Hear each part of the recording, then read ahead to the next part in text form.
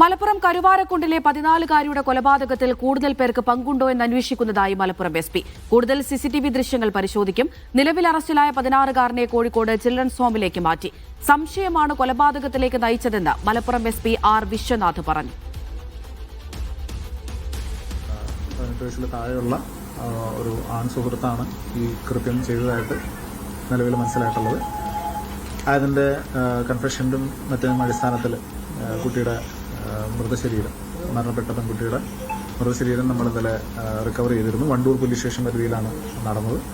പ്രതി അഥവാ child in conflict with law ബേസിസിൽ കുട്ടിയെ ഇന്നലെ നമ്മൾ അപ്രിഹെൻഡ് ചെയ്തിട്ടുണ്ട്. അതിനുശേഷം ഇന്ന് രാവിലെ കുട്ടിയെ നമ്മൾ ബന്ധപ്പെട്ട ചൈൽഡ് കോർട്ടിൽ ഹാജരാക്കിയിട്ടുണ്ട്. നിലവിലത്തെ അന്വേഷണത്തിനകത്ത് നമുക്ക് മറ്റൊരാൾക്ക് പങ്കുള്ളതായിട്ട് അറിയാനായിട്ട് കഴിഞ്ഞിട്ടില്ല.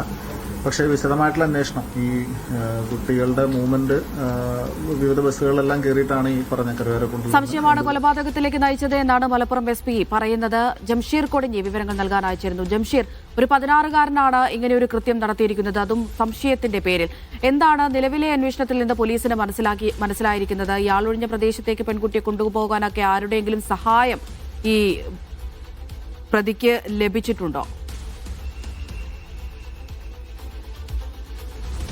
അമൃത, നിലവിൽ മറ്റാരുടെയും സഹായം ലഭിച്ചതായുള്ള ഒരു വിവരം പോലീസ് പറയുന്നില്ല. നിലവിലെ ഇപ്പോഴത്തുള്ള നിലവിലെ അന്വേഷണത്തിൽ ആരുടെയെങ്കിലും സഹായം ലഭിച്ചതായുള്ള വിവരമൊന്നും പോലീസിന് ലഭിച്ചിട്ടില്ല. ആ പയ്യൻ നൽകിയ മൊഴി അനുസരിച്ചും താൻ ഒറ്റയ്ക്കാണ് ഈ കൃത്യം ചെയ്തത് എന്നുള്ളതാണ്. പക്ഷെ പോലീസ് അത് കൃത്യമായി അന്വേഷിക്കുന്നുണ്ട്. പെരിന്തൽമണ്ണ ഡിവൈഎസ്പിയുടെ നേതൃത്വത്തിലുള്ള പ്രത്യേക അന്വേഷണ സംഘമാണ് ഈ കേസ് അന്വേഷിക്കുന്നത്. അതിൽ നിർണായകമായത് ഒന്ന്, ഈ പെൺകുട്ടി വൈകുന്നേരം വിളിച്ച ഫോൺ നമ്പർ കേന്ദ്രീകരിച്ചാണ്. അത് ഈ പയ്യൻ ഉപയോഗിച്ച ഫോണാണ്. അതിപ്പോൾ പോലീസിന്റെ കസ്റ്റഡിയിലുണ്ട്. അതിന്റെ ആ ഫോൺ കൃത്യമായി അതെല്ലാം വിളിച്ചു എന്നത് സംബന്ധിച്ചുള്ള CDR കൃത്യമായി പോലീസ് പരിശോധിക്കുന്നുണ്ട്. അങ്ങനെ ആരുടെയെങ്കിലും സഹായം ലഭിച്ചിട്ടുണ്ടോ എന്ന കാര്യം പരിശോധിക്കുന്നുണ്ട്. നിലവിൽ അങ്ങനെ ആരുടെയും സഹായം ലഭിച്ചില്ല എന്നുള്ള വിവരമാണ് പോലീസ് പറയുന്നത്. മാത്രമല്ല, ഈ കുട്ടികൾ ഇവർ രണ്ടുപേരും വന്ന വഴികളിലുള്ള CCTV ദൃശ്യങ്ങൾ ഉൾപ്പെടെ ബസ് കയറി വന്ന് ഏതെല്ലാം ഭാഗങ്ങളിൽ പോയത് സംബന്ധിച്ചുള്ള കൂടുതൽ CCTV ദൃശ്യങ്ങൾ ഉൾപ്പെടെ പോലീസ് ശേഖരിക്കുന്നുണ്ട്.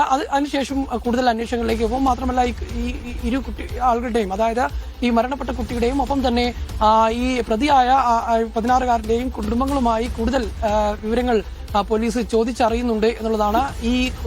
ഇയാൾ മയക്കുമരുന്ന് ഉൾപ്പെടെയുള്ളവ ഉപയോഗിച്ചിരുന്ന ആളാണെന്നുള്ള ആരോപണമുണ്ട്. പക്ഷെ അത് അക്കാര്യത്തിലും പോലീസ് അന്വേഷണം നടത്തുന്നുണ്ടെന്നാണ് മനസ്സിലാകുന്നത്.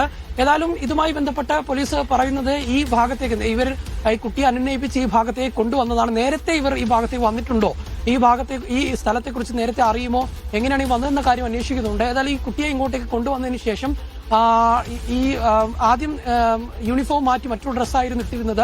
അതിനുശേഷമാണ് വൈകുന്നേരത്തോടു കൂടി യൂണിഫോം മാറ്റിയതിനു ശേഷമാണ് ഈ ഫോണിൽ നിന്ന് അമ്മയെ വിളിച്ചത് എന്നാണ് അറിയുന്നത്. അമ്മയെ വിളിച്ചതിന് ശേഷമാണ് ഇവർ തമ്മിൽ ഇത്തരത്തിലുള്ള വാക്കേറ്റം ഉണ്ടാകുന്നതും പിന്നീട് അത് കൊലപാതകത്തിലേക്ക് മാറിയതും എന്നുള്ള ഒരു സൂചനയാണ് പോലീസ് നൽകുന്നത്. ഈ 16-കാരൻ നൽകിയ മൊഴിയുടെ അടിസ്ഥാനത്തിലാണ് പോലീസ് ഇപ്പോൾ കാര്യങ്ങൾ പറയുന്നത്. ഏതായാലും ഇതിന്റെ പോസ്റ്റ്മോർട്ടം റിപ്പോർട്ട് അല്പസമയത്തിനകം തന്നെ പൂർത്തിയാകുമെന്നാണ് നമ്മൾ മനസ്സിലാക്കുന്നത്. മഞ്ചേരി മെഡിക്കൽ കോളേജിൽ പോസ്റ്റ്മോർട്ടം നടപടികൾ ആരംഭിച്ചിട്ടുണ്ട്. പോസ്റ്റ്മോർട്ടത്തിന് ശേഷമായിരിക്കും ഇതുമായി ബന്ധപ്പെട്ടുള്ള പോസ്റ്റ്മോർട്ടം റിപ്പോർട്ടിന് ശേഷമായിരിക്കും ഇതുമായി ബന്ധപ്പെട്ടുള്ള കൂടുതൽ വിവരങ്ങൾ, അല്ലെങ്കിൽ മരണം എന്താണെന്നും കാരണം എന്താണെന്നും എപ്പോഴാണ് മരണം സംഭവിച്ചത് അടക്കമുള്ള കാര്യങ്ങളിലേക്ക് നീങ്ങാൻ കഴിയുക എന്നുള്ളതാണ് പോലീസ് പറയുന്നത്.